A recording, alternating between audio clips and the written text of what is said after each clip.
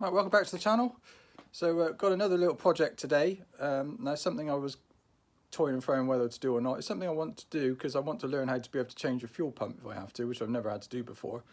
I'm actually going to change the fuel pump little filter that goes on the bottom because it's been in there 15 years now and I've done everything else, so why not do that? And the only thing with this is it's not something I've done before, so I've got to take the rear seat out and then we've got to take the plate out on the underneath the seat and then access the fuel pump. I know they are a bit tricky to get out.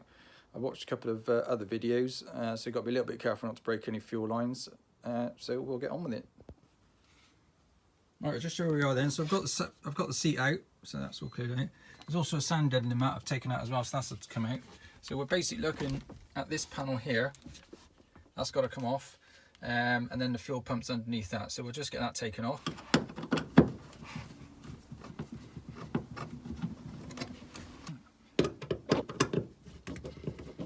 Come on there. Oh, it must be off sound deadening.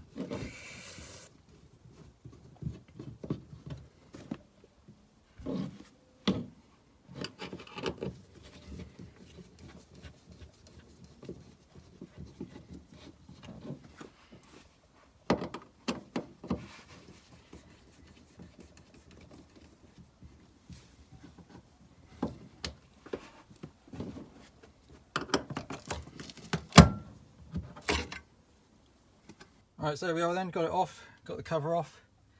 So this is what we're looking at. So we've got the electrical connector on the top, and then you've got the three hoses as well that have got to come out.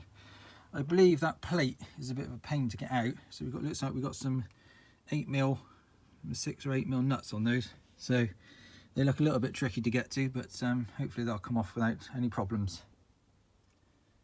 Right, so we're just going to take those nuts off. You've got those ones around there. I've actually loosened them all off, so that's okay. And the only one I did find, that the easiest thing to do is to just do a bit of metal along here. I've just bent that up slightly and taken that electrical plug off. So it means I can get in there with my tool and manage to get that one loose. So we'll get all those off and then we'll see where we go from there.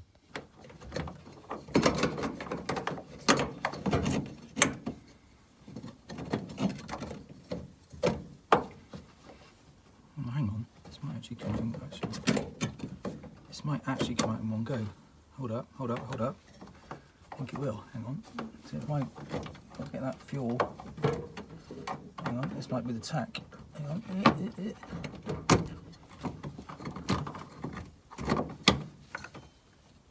Right.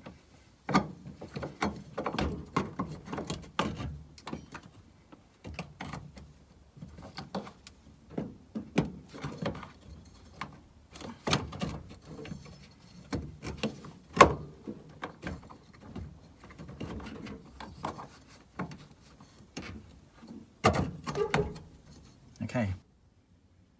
Right, so I got it out of the holder.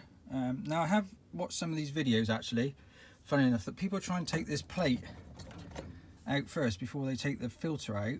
Now I've actually noticed that if you turn this round, so you've got to turn it round, loosen it, then turn it back to where it was originally, it does come out as one piece. You can take the whole plate and fuel pump out in one go. So it means when you put it back in, rather than try and put the pump in and jiggle this plate around, try and get all that back in place, you can just get that whole unit will just lift out. But you just have to basically move the plate over and this way and pull this edge up first. Pull this edge up first, and then the whole thing will come out in one go. So you don't have to take this metal plate out first, because I just couldn't get the plate out and I couldn't realise, but that's the best way. So we'll get it out now and we'll have a look. Right, so we've got the pump out. That's one out now. One thing I have noticed, interestingly, is that when they say about don't run in the fuel tank too low, I've just looked in there, there's actually sediment in the fuel tank. So I need to try and get that out. Now what I'm going to try and use is I've got a pump that I use for the diffs, to put the diff oil in and everything. So my plan is to try and suck out some of that sediment, but that's a little bit worrying, but obviously that's just got in there over the years. And so I'm glad I've taken the pump out. So that was in the bottom of the fuel tank.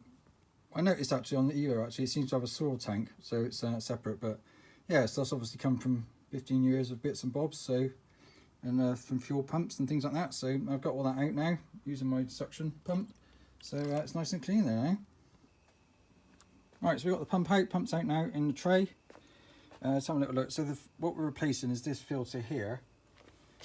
There's a new one there. You can see the difference between the two. This one is slightly smaller actually, but it's perfect replacement. It says it's replacement for the Evo, so that's fine. But yeah, the filter is quite a different colour and quite a different size, but I'm sure it'll be fine. Any problems, obviously we just have to refit the original one, but I should fit that and I can't see that being a problem. So we just need to take this filter off the bottom. I've already taken the cover off there. That just clips off here and here and here on the other side, and then we'll get that fitted. And there's a little clip on the end which you need to remove. I'm not sure if you can see that. Just a little spring clip, so we need to take that one off. So we'll get that on and fit it on, see what it looks like. Right, so there we are. It's all back. Got a new filter fitted, all back together. So that's just ready to go back in the car. So we'll get that fitted, and so I'll just show you when I put the pump back in, just where that ring goes. I've just cleaned everything up. Where that ring, how that ring goes back in, just so you don't end up struggling with it. So I'll put it back in now. Right, pump's all back in. Well, I've cleaned it all up so it looks much better than it did. So just to quickly explain how you put this thing together. So what you do is, this plug was back under there, this one's off. So when you bring the pump down, you need to bring pump down, and then what you do is you tip this plate in on this side, and it you can slide it in. So you have to slide it in, then slide it in, and then turn this plate round. It fixes in these lugs here all the way around. So unless you get those lugs in the right position, it will sit up on top of here, but it just won't go in.